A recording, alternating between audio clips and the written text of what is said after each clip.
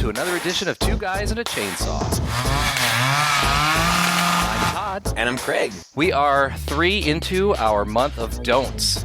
We previously did Don't Breathe and Don't Look Now. And this one is the third one in the series, Don't Go Into the Woods. I chose this one. I recognize the cover art from days gone by. It is a 1981 film, and I do remember reading about it over time. Every now and then, whenever I get on the bowels of the internet and I go down these rabbit holes and I read about old horror movies, and you run across what was called the British Video Nasties thing, which was a time in the history of the UK when they banned a whole bunch of movies from being released in Britain on VHS because they were deemed mostly just too violent. Yeah. So a lot of these horror movies that we end up reviewing here got swept up in that. And the thing I'm not from Britain. Obviously, we didn't live there at the time, so I don't know a whole lot about this controversy except for the fact that it seemed to frustrate a lot of people because the board or whoever made these decisions were pretty vague and opaque about, why something would get banned. And it took quite a while. It took decades for these movies to get off of that list and become available in Great Britain again. And this is one of those films that's often cited as one of the nastier of the video nasties. So we decided we needed to do it, and it's quite a movie.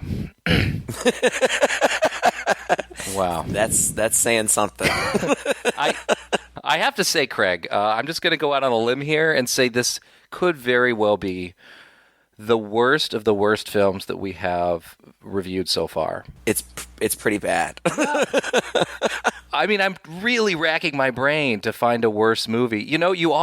People always say this, and I always laugh, actually, when people talk about, oh, that's the worst movie I ever saw. It's like, you guys have not seen the movies that I have seen. Right. Most of the time when people say that about, films, I can point to much, much worse films. But this one pretty well takes the cake. There have been few films I've seen that were worse than this one, that were, not rated X. And even those had some entertainment value. This one I was really pushing to find. So Craig, tell me your history with this fine film. Oh gosh, I didn't know anything about it, never heard of it, but you had brought it up from the very beginning when I don't remember who it was who recommended that we do this theme. But from the very beginning, you were like, oh, we got to do Don't Go in the Woods. And so I was expecting some, cult classic kind of thing that I had just been unaware of for some reason. And I get now why I had never heard of it. I kind of wish I still hadn't. Yeah, I have a hard time even believing that this movie would be fun to see with a group of people. I don't know, man. No, it's really bad. Now, there are some parts, it's one of those, it pushes the line of, it straddles that fence of so bad it's good. There are some moments that are so bad that they're kind of funny. I legitimately laughed out loud sometimes, but this is one of those movies where I'm laughing at it. I don't even know if the filmmakers, I don't even know what they were going for here. That's the thing. I feel like this movie doesn't even really know what it wants to be. I don't get if it was supposed to be straight up horror or if it was supposed to be some sort of commentary. I can't imagine what it would be commentary on. I guess don't go hiking. I don't know. But it's just really bad. And they had to have known how bad it was, I guess. And there are some moments that are so winky and so tongue-in-cheeky that I feel like, okay, I guess I get that they knew they were making a bad movie, and so they're, kind of tipping their cap to us in some of these places. But ultimately, it's just really bad.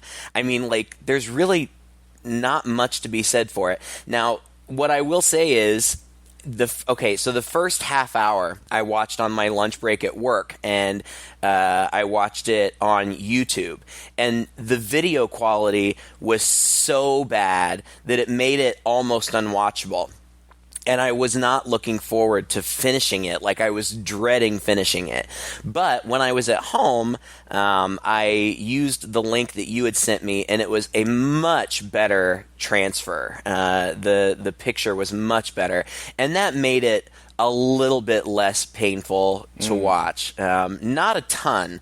I have no idea. I think it's probably better that I don't know where you find these things. but wherever you found it, I can only imagine that this is some sort of restoration or some sort of upgrade from the original, because it's so much cleaner, what you sent me. Just, oh my gosh. I mean, where to start? The acting is terrible. Oh my god. Some of the worst acting I've ever seen in my life. And that's saying a lot because I do a lot of community theater. And not only that, but the entire movie is dubbed. And I have no idea why. Like, again, I say this all the time, but it's true. You're the technical guy. I mean, is that just cutting corners? I mean, is that a budget thing? Is it cheaper to go back in and dub the vocals later? Because the original actors dubbed their own voices, except for one. There was one guy who wasn't available, and the director dubbed all his lines. But for the rest of them, it was all the original actors. But why? Why do you do that? I honestly don't believe that the filmmakers here were sophisticated enough or had enough money or resources to do on-set sound. I mean, the movie was apparently shot, it was designed to be done entirely outdoors so that they didn't have to do any lighting. There's no light crew on the set. I mean, they are out and filming outdoors in the bright daylight for almost the entire film. There are a few scenes that happen at night, and they're poorly lit and really bad. So if they didn't have a light crew, I'm sure they didn't have a sound crew, and they probably didn't want to mess with it because they're running around in these open spaces. They didn't want to have to frame their shots to get a boom in there and probably deal with the sounds of nature that were all around them, and the sounds of trees and their own walking and the bubbling brooks and the birds and whatever planes might be flying overhead. I imagine it was just a choice made. The principal photography for this was completed apparently in 10 days, and it shows. It just looks like something some people threw together over a weekend. And if it had been shot even like 5 years later, or I don't know, maybe 10 years later, I would imagine the thing would have been shot on video. I mean, it looks like a shot on video film that's just shot on film. I mean, it's just, it's one step away. That's the quality of the cinematography in this movie. Yeah, it's bad. And like you said, the scenes at night, again, the transfer or whatever it was that you sent to me, it was better. But, what I was watching on YouTube, it was kind of scratchy. I would imagine that it was probably pulled from a VHS copy from the 80s, and so it hadn't aged well. But, like, some of the night shots, I couldn't even see what was going on. Like, I had no idea. In fact, there was one whole scene that I couldn't see. I think that the actor in that scene was black, and maybe that had something to do with it. Oh, yeah. Could very well be. Because all I could see was like the whites of his eyes and the whites of his teeth, and I don't know what's going on here. But anyway, I mean, we may as well get into it. Do we have to? Yeah. What else are we going to do? I mean, we can sit here and talk about how bad it is, but okay, so I'm just going to say up front that the whole time I was watching this, I was thinking, this is a poor man's The Hills Have Eyes. It's like somebody watched The Hills Have Eyes and thought, oh, that's kind of a good movie. I'll go out and do something like that in the woods. but we'll only have one. We could, we've only got the facilities or the, money or whatever for one scary wild man, so we'll just have one scary wild man, and we'll just have him kill a bunch of people. So the story is about, I guess, primarily these four campers. There's Peter, Craig, Joni, and Ingrid, and they're all just kind of these rando people. I mean, I guess I didn't write down any of the actors' names because I didn't recognize any of them. I looked at their IMDb pages. This is the movie they're known for. Like, some of them were in a couple other movies. The lady who played Ingrid, her name is Mary Gale Arts, and I guess after this, she went on to become a huge casting director in Hollywood, and like she casted Carpenter's Halloween 2, and she casted Nightmare Before Christmas and the House of Wax remake, and she's got a ton of credits. So she went on to do other stuff, but this is the only movie she was ever in. So it's these 4 hikers, and they go into the woods. Craig is like, I don't know, their expert hiker or whatever. And so in the very beginning, he gives them all these rules. If you're going to survive in the wilderness, you got to remember 3 things. First is, don't panic. If you're lost and scared, you ain't going to make it. Gets dark on you, figure on spending the night. Anyhow, at Johnson's will do just fine. And you can forget all that Boy Scout nonsense about following rivers downstream. Get on top of something high. The undergrowth is too thick. You got to be able to see. Go from ridge to ridge, not river to river. Then at one point he's like, oh, and be careful of rabies too. Like, okay, I'll be sure to be careful of rabies. This guy is so fun to have around.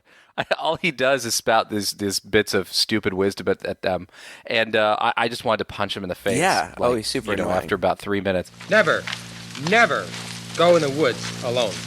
Avoid any animal approaching you in the woods. The most feared animal in the woods is man. My favorite part is when they hike up to the top of the mountain, and somebody says, "Shouldn't we be worried about bears or coyotes?"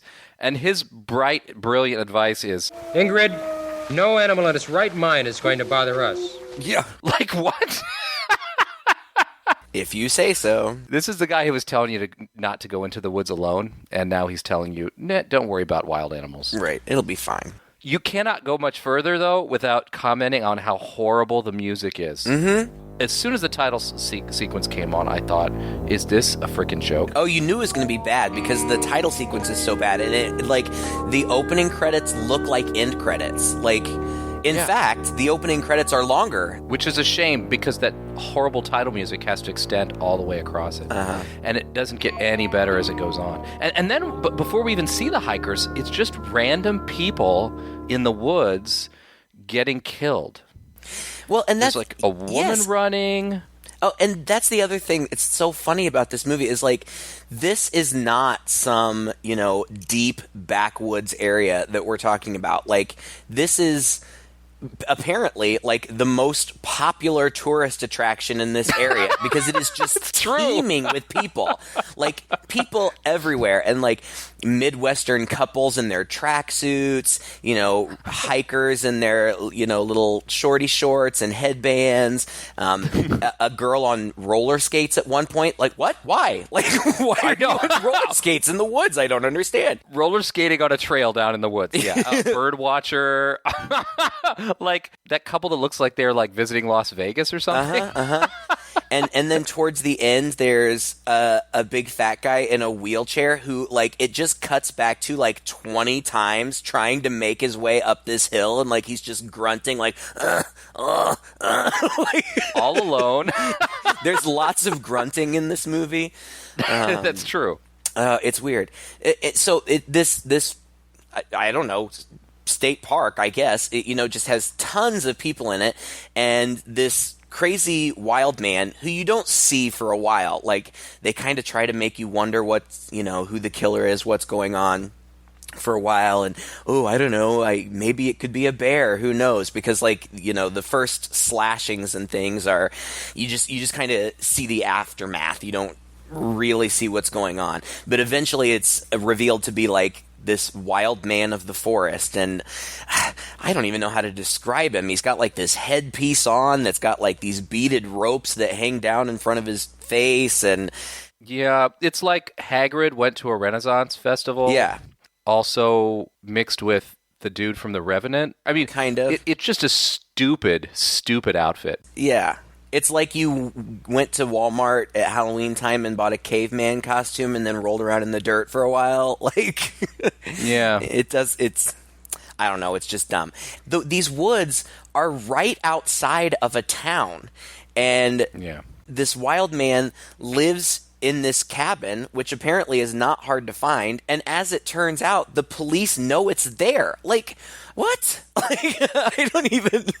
It's so weird, and so Yeah. so you've got the four campers, and they're kind of going along doing their own thing, and nothing really happens with them for a while, but people are just literally getting slaughtered all around them. And they don't even notice. Like, Yeah. like the wild man will slaughter that Vegas middle-aged guy and then throw him down onto the rocks where these kids are like playing around and splashing in the water. It's like 5 feet away from them, and they are just completely oblivious to it. And that's it. That's the whole movie. The end. That's basically. Thank you. That was kind of what I wanted it to end. Because, yeah, it's really bad. Then we get to a guy, a sheriff driving, or he's a deputy, I guess, driving in the town. And man, this must be Utah. I think a lot of it was filmed in Utah. It looks like Utah. Like the woods that we're talking about are like half woods, half fields, sort of, at the base of a mountain. And like you said, it's not even that much cover, right? But, it's a small town. He's driving and walks into the police office, and there is just the most horrible dialogue. Oh, it's all terrible. Really? Yeah. The sheriff seen this report yet? You know he's busy and asked not to be disturbed. Something's wrong. There have been 4 reports in the same area. Bears again. Ever handcuff a grizzly? If any of my bears come into town, then you can arrest them. Otherwise, this county Mounties will take care of them. For the last time, the sheriff is busy. He does not want to be disturbed. Right. Stop messing in county business, Jesse. The sheriff will take care of everything outside the city limits. We're city. He's county. The sheriff, of course, is playing golf, hardy har har, in his office, and he's a big fat Guy, right? Like I guess it's supposed to be funny, but it just doesn't play. Yeah, and he doesn't even look at him. And this guy walks into the room, and as he's putting, he just says, "Another missing persons report?" Yeah, and so they just start talking about how there are a bunch of missing people and how they really need to get to the bottom of this. And so then the sheriff and his deputy go talk to a store owner, and he does, I don't know, he must be talking about one of the couples. It doesn't even matter. You don't even care. And he doesn't even care. It's like he just sort of brushes it off like, all these people missing, they're probably big city slicker folks who don't know what they're doing, blah, blah, blah. They'll turn up later in Lake Tahoe or something. Then there's a moment, and I feel like maybe they got a hold of somebody's private plane for the day. Mm-hmm. So there's a scene where the sheriff goes up in a plane with a guy for like 2 minutes to go out over the woods and look down. Now, based on what we've seen, he should see all kinds of people down there, including a bunch of dead bodies and stuff. He looks down there for about 5 minutes and then just writes it all off and decides he's going to leave. Yeah, well, we may as well go back. We're not going to find anybody. Like, they're up there for 2 seconds. Like, nah, don't say anything. Let's go back.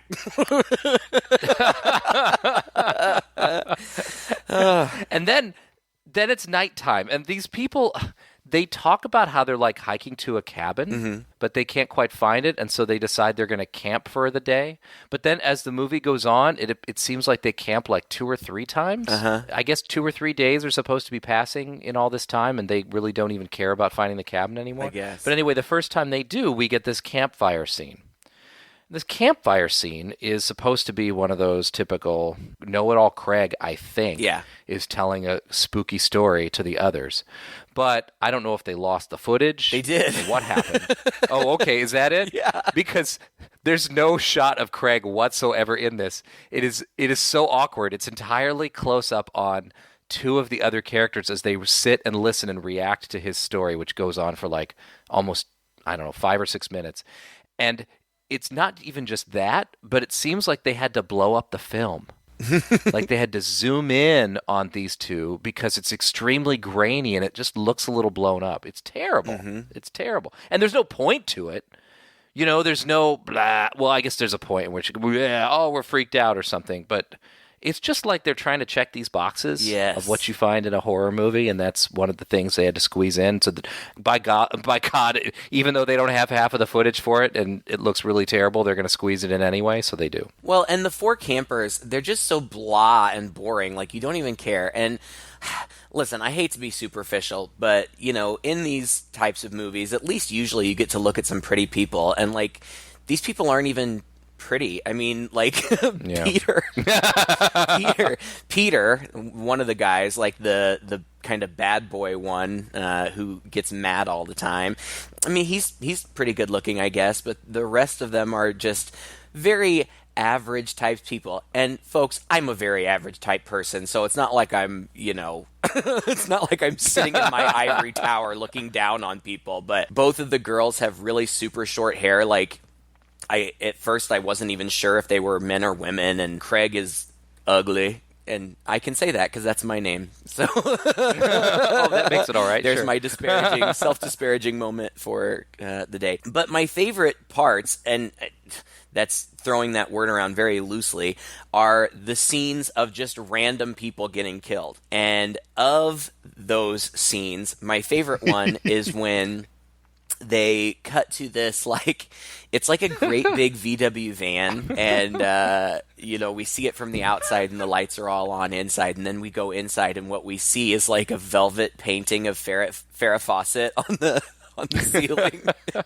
And then it pans down to these, like, late 70s porn star-looking folks, and they're kind of...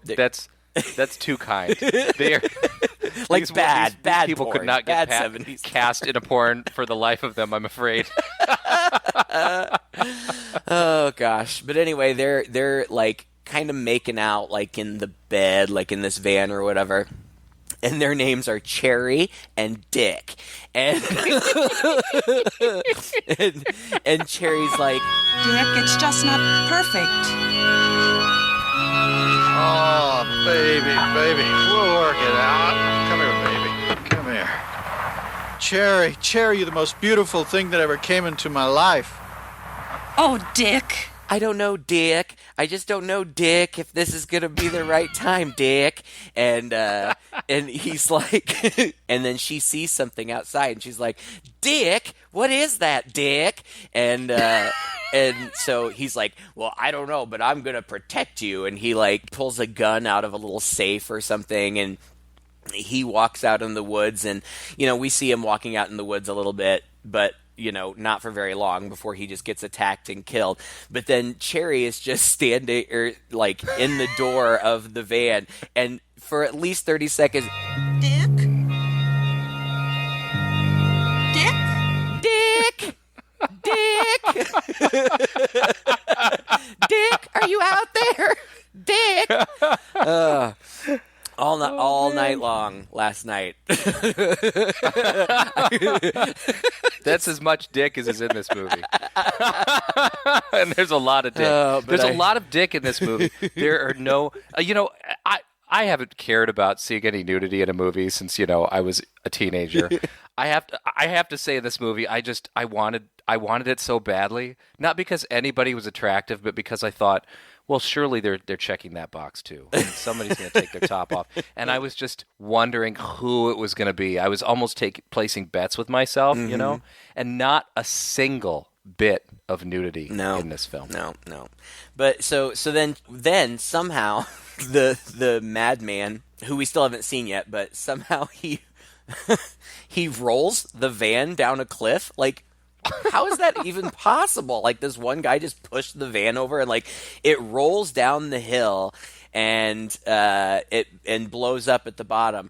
And the whole time it's rolling down the hill, you just get this constant vocal track of her screaming, like she's not being jostled around or anything. It's just Dick, like as it's rolling down the hill, and then it blows up at the bottom. Oh gosh, good times. There are just some really weird ones too. It's like they really were stretching to find all kinds of different people to put in. Maybe I can give him this amount of credit. is that, when you watch, I don't know, Friday the 13th, some other movie where people get killed in the woods, it's usually all just like camp counselors or campers or hikers or something. Right. In this, they really try hard to get a variety of colorful characters out there, like you already described.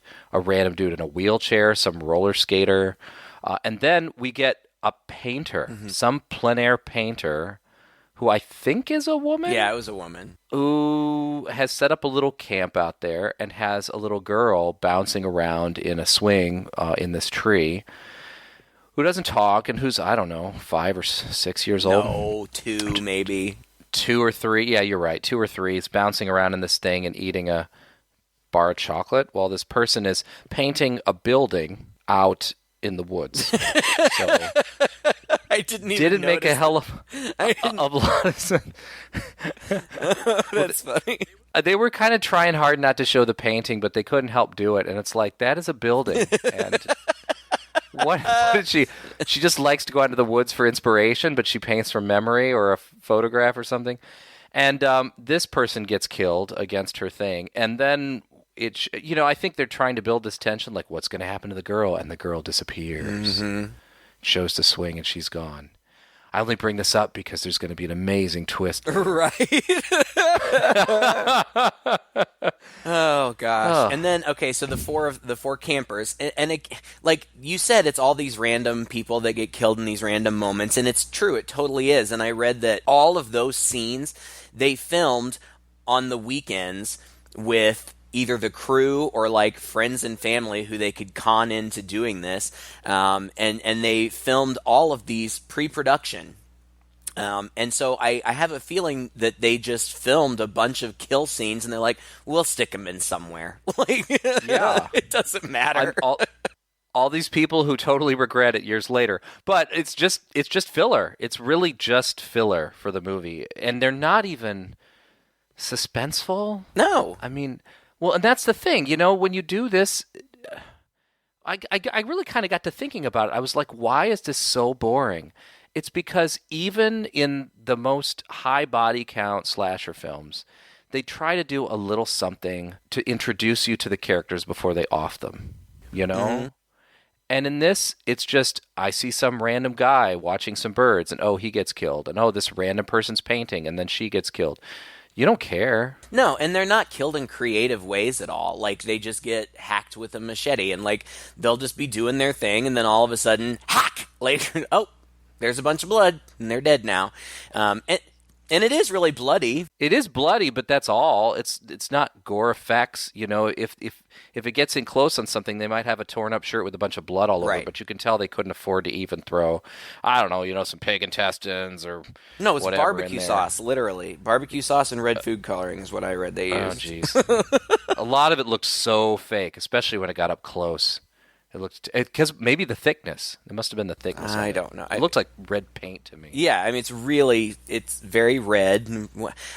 Whatever. I mean, well, it's so bad that you just can't imagine that anybody thought this movie would bother anyone. Right? Like, really, you're going to ban this? Yeah, exactly. Gosh, and every time you go back to the main 4 people, that's super boring too. Like, they're not doing anything, they're just walking through the woods, and at some point Peter gets mad about something. I don't even know what he gets mad about, and so he goes off alone to camp. And then there's that scene where some couple gets killed. It was so dark I couldn't even see what was going on. They get pulled up in sleeping bags. Do they? Their sleeping bags get pulled up into a tree. But what's crazy about this is you don't even see them before they start getting killed. Like, it immediately cuts to the interior of a sleeping bag with this man screaming. Yeah. And an interior of another sleeping bag with this woman screaming. It's like, what's going on?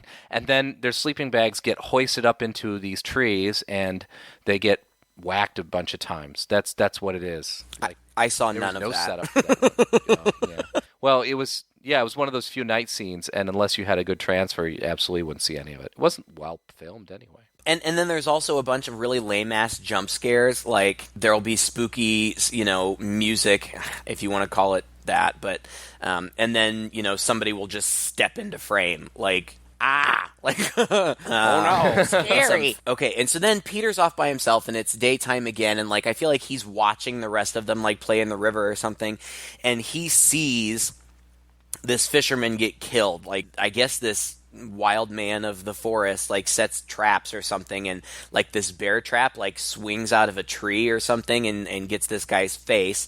And Peter sees it and he runs off, and that's really when we get the first sight of this madman. And so now we know who the bad guy is. And so Peter gets chased, and then Joni plays some sort of prank on Craig, and so he's mad at her and he wants to get her back. So he strings her up in a sleeping bag, which that's really not funny. Like, No, that's not funny at all. That's not a good prank at all.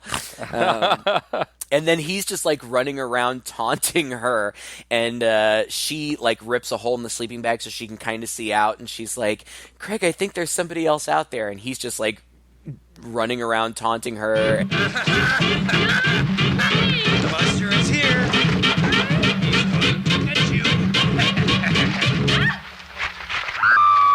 He's going to get you. You can't escape. So then he gets killed, and like he gets sliced, and then you just see his body on the ground like getting dragged, and his arm is chopped off. I'm like, when did his arm get chopped off? I missed that. And then it's just a bunch of chasing, like they run around a lot. They find the cabin. Yeah, Peter and Ingrid somehow end up hooking back up together. Oh, and they find this cabin, and this is my favorite line of the whole movie. Yeah, I know what you're going to say. You do, right? They're approaching the cabin. This place. He's in there. He would have already heard us. We need food if we're going to make it out of here. If it's his food, I'll still take it. Yeah. They've been without food for maybe like 8 hours, and they act like they're starving to death. Like, you're going to be okay. It's not like we've even seen them eat food. Right. Food has not been a thing at all in this film and up to that point. Oh, it's so dumb. And the wild man yells a lot. And, every time he chases them, he's like yelling and grunting and and there's a random hiker who finds the dude's walking stick, which I guess he just decided to leave in a tree. I think it was supposed to be a trap. Which is so funny, because this hiker just randomly finds... Okay, so this wild man carries this stick that's covered in, like, keys and other jingly-jangly things, which also makes no sense because it totally announces his presence anytime he's around. Like, he wants people to know he's coming. Okay. But this hiker finds it, and he's like, oh, this is weird, so I guess I'll keep it. The hiker's walking along with it, and Peter and Ingrid are hiding, and Peter somewhere has found this enormous branch with like a spear end on it. And so when he hears the jingle jangle coming, he jumps up and he spears the hiker right in the abdomen, like totally kills him. And then they get chased some more. God, I mean, it's droll to even have to talk about it. I'm sorry, listeners. Like, you can turn it off. We won't be offended. There's nothing to hear here. Nothing to see, nothing to hear. The bad guy surfaces up and he starts throwing branches as spears. But then we get, I don't know, they run away from him. I love this part where Peter tries to wash the blood off of his spear in the stream, which wouldn't even work. But anyway, there's supposed to be, I think, this poignant moment where Ingrid is hurt and Peter is cuddled up to her, and it's getting nighttime again. And this is my second favorite sequence in the whole film. And again, you're checking the boxes. They're supposed to have this tender moment where they're talking about what they're going to do when they get back. There's so much I want to tell you when we get back. Shh. Ingrid, just rest. We'll be out of here soon. Warm food, warm bed, and a doctor for your cut. We're gonna make it. We're gonna make it. We're gonna make it. I love that. A doctor for your cut. Yeah. I wrote it down too. It was so funny, and the acting is so bad. I forgot to mention that when they were in the cabin, like there's also like traps set up in the cabin, but all the traps do is like drop sawdust on them. Like I don't even really know what the purpose of these traps are, but when they set off one of these traps, the body of Craig is like revealed, and the look of horror on Peter's face was one of the funniest things I have ever seen. Oh my god, the acting is so bad. And then so not only are they being chased by this wild man, and it's nighttime now, so they are going to camp out, but they make a fire and lay down next to it. Like, yeah, that's real inconspicuous, folks. Like, he'll never find you now. And then they wake up in the morning under a ski lift, and the town is about 200 yards away. like, we made it. We finally made it. We're going to be great. We're going to be all right. And then, so they run down to the town, and it's, then we get the fat sheriff again, and they're in a hospital. And they're talking to Dr. Maggie, who is also an amazing actress. You think you have enough men to run this maniac down? Oh, yeah, plenty. Could be a mass murder deal, and I don't want to develop it into no circus. Sheriff? Dr. Maggie. Hello, Maggie. How are the two campers? Well, the girl lost a lot of blood, but we've gotten her over the shock, and she should be on her feet fairly shortly. She's not the problem. The guy worries me, too. He keeps talking about this Joni, the one they left in the woods. Keeps going over and over that. I know he's really feeling guilty. There's a lot of pressure under that kind of stress, and he might become irrational. They're literally right next to this town. Like, how did they not see the lights the night before? Yeah. Well, and they've been surrounded, like we've said before, they've been surrounded by other people. There's so many people in these woods getting offed by this one guy running around with jangly stuff, When they said we made it and they run down to the town, and I now see that they're in the hospital and stuff, I looked at the clock and said, there's still 25 minutes of this movie left? Like, I didn't look at the clock, and I thought, oh, good, the movie's wrapping up. No, there's still 25 minutes left. And seriously, they should have just ended it. Oh, God. Peter's all distraught because Joni's still out there, and he left him there, and the cop is talking about, like, planning a search, and it seems anything but urgent. Yeah. And Dr. Maggie is worried that Peter is irrational and she doesn't know what he's going to do. And then immediately we see Peter running back into the woods. Oh, my God. It just doesn't get any more stupid. Like, seriously, just let the police do their jobs. Like, Joni. Nobody cares about her anyway. Just leave her out there. And so then I'm thinking, okay, so now Peter's going to be the hero, and he's going to go out and he's going to find Joni, and he's going to save her and save the day. And blah. No, Joni runs around, and like the next time we see her, she runs to this creek and like she drinks some water, and then she eats the very last bite of her baby Ruth, and she's just in desperation. And so she runs to she finds the cabin also. And this was the part where I'm like, seriously? Because like she starts digging through the garbage and she starts eating the garbage, like this gross, disgusting garbage. Like, you are not that hungry. You have been out there for one day. You are going to be all right. Stop eating this disgusting garbage. And then she gets killed. Whoever wrote this, and this is the only thing he wrote, by the way. He wrote one other thing before this, but, there's nothing you could possibly do after this. There's no dramatic tension in this movie at all. Because between the random people getting killed that we don't care about, that pads out the movie, the primary actors in here who we don't really give a rip about, who have no soul or no character, nothing of interest, then there's supposedly this whole subplot where he's distraught and he's going out to rescue Joni, and what happens is Joni just gets killed. Yeah, I feel like they try to add some dramatic tension. When she's looking around the cabin, she finds this cardboard box. And, like, she opens it up and we don't see what's in there, but she, like, has this horrified look on her face, like, oh, my God.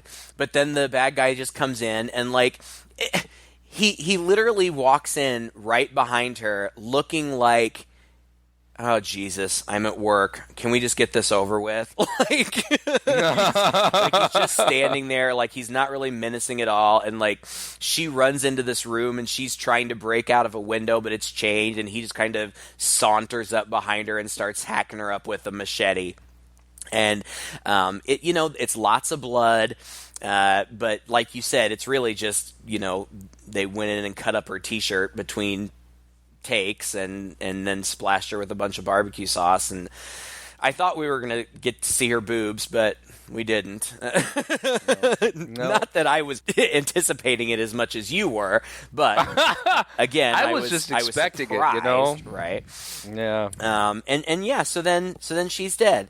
And then the police form a search party, and the hot deputy has his shirt unbuttoned to his navel. Like, what? Like, you're at work. What is happening? And the fat sheriff is like, I want you to tell all these guys to go look along these ridges. And the hot deputy's like, well, what are you going to do? And the fat sheriff's like, I'm going to go check out the cabin. Like, you know that cabin's there? And then he does, the sheriff goes up to the cabin and he's looking around. And again, this is very much where I was getting like the Hills Have Eyes vibes, because like you see all of these like IDs and wallets and things. Like, apparently this has been going on for years, and the police just didn't know about it, even though they knew this cabin was there, and even though this is a highly populated area where people are getting killed in mass on a daily basis. Like, so dumb. So dumb. Yeah. And then Dr. Maggie, in all of her medical wisdom, thinks it would be a good idea to bring Ingrid back into the woods, because she's worried about Peter, and maybe if they find Peter, then Ingrid will be able to talk him into coming in or something. Like, it's just so badly written. Like, there's nothing about it makes any sense. Nothing about it is good. You get the whole wheelchair gag then here, and they play it as a gag. The music even gets like...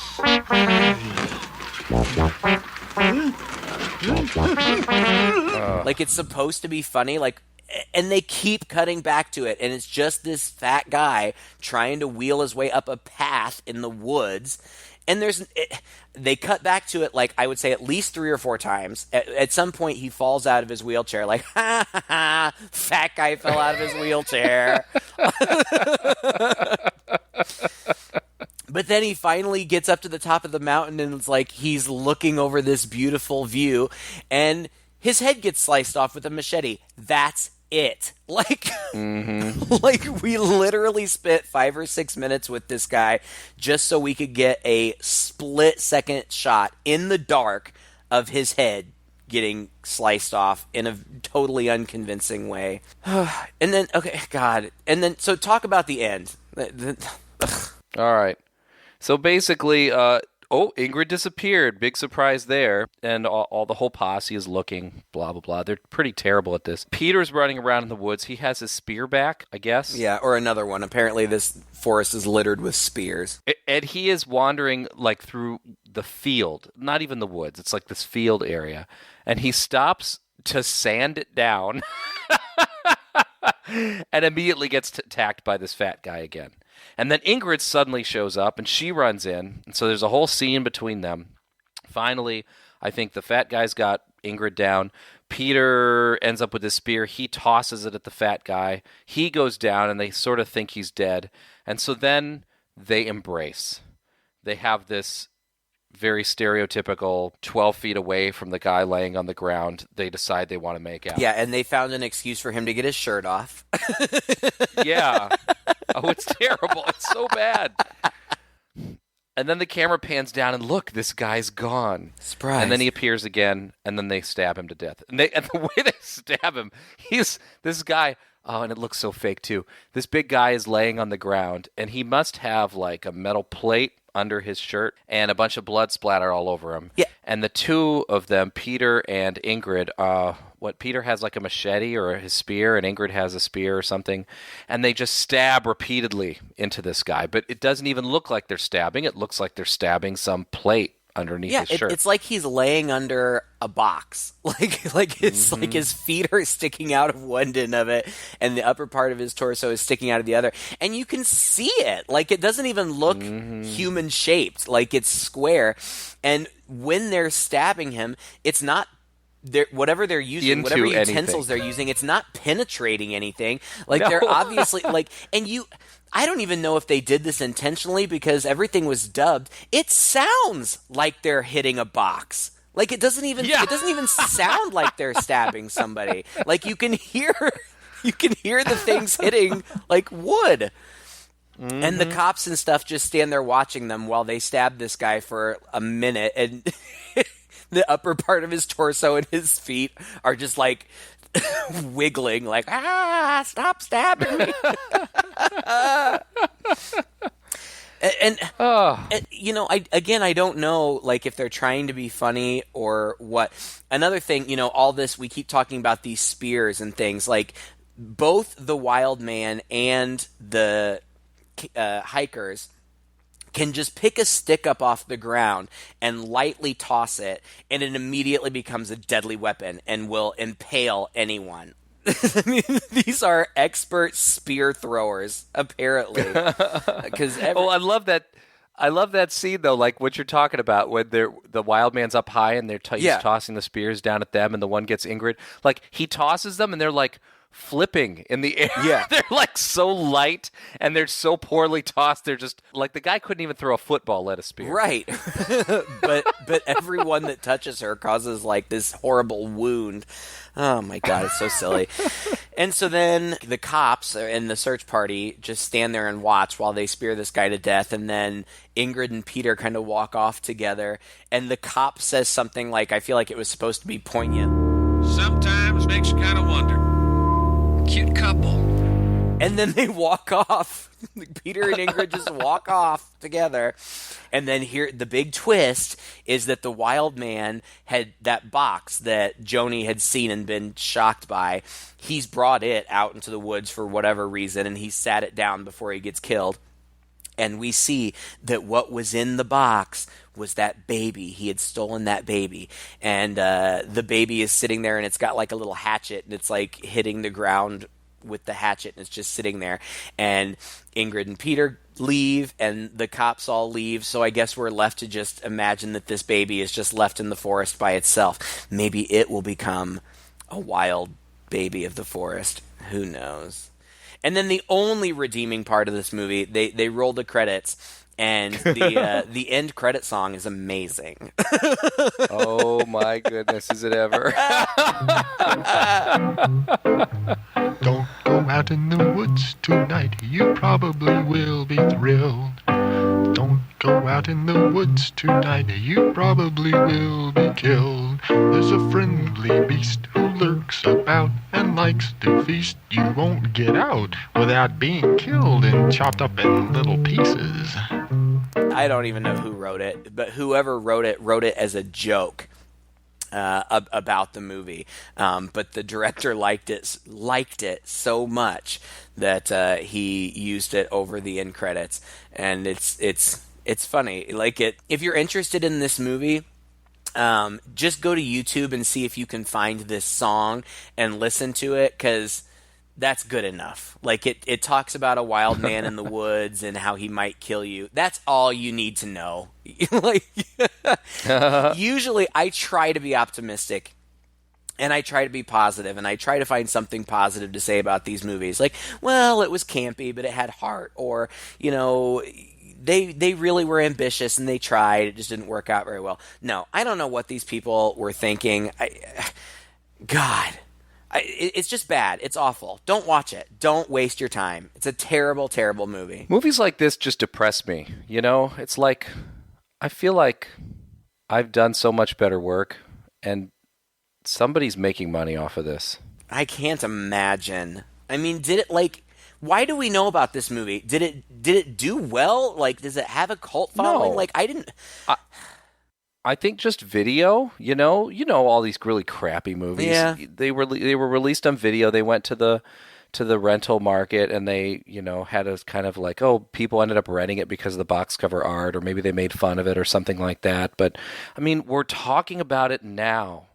That is so depressing. It really This is. director of this film has done nothing that looks even remotely good. Most of what he's done was porn or softcore porn. I mean, you go to his IMDb page and you're going to find Beach Blanket Bango, Sex Aliens, Swedish Erotica number 73, Thanks for the Mammaries. I mean, this guy... Maybe he found his calling because I guess so. I guess that people are less concerned about high-quality filmmaking in porn, and that's fine. But why? Stay away, but, stay away from the mainstream movies, sir. Mr. James Bryan, thank you very much. I was impressed to read that the entire film stock for the film was purchased for $400. Somehow they found that there was a film lab that was going to recycle some old film stock that was going out of date soon, and they picked up all of it for $400 and shot the whole movie with it, which that's why I say they had to make something from this. I mean, if they made more than $400 and the peanuts that it must have cost them to film the rest of it, I mean, surely they didn't pay these actors anything. I can't imagine. They're not even actors, movies like this just depress me. Well, cheer up, Charlie. And that's the thing. Like, part of the reason that I always, try to put some positive spin on it is because who the hell am I? I'm some guy in the Midwest who, teaches high school. I'm no filmmaker. I certainly couldn't do any better. But I can only imagine that the people who made this movie, I certainly hope they had a good time doing it, but I can't imagine that there's anything really to be proud of here. It's really bad. Yeah. I mean, and I guess, I'm not one of them. I'm not somebody who seeks out, deliberately really bad movies. But there are people out there who get a kick out of watching stuff like this. And if you're one of those people, more power to you. But unless you're one of those people, I really don't think that you're going to get any enjoyment out of this. I kind of wish I could get this hour and 20 minutes or whatever it was back. And at an hour and 22 minutes, it felt so long. Like I thought it would never end. Yes.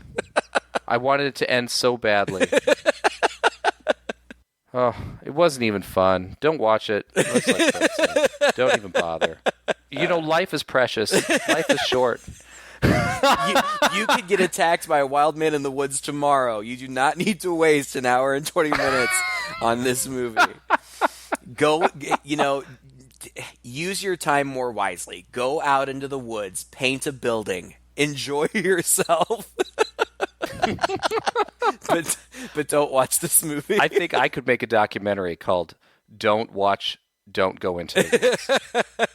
And that should be the last film we do. We should do that, next week. Okay. For this month. Don't Go Into the Woods.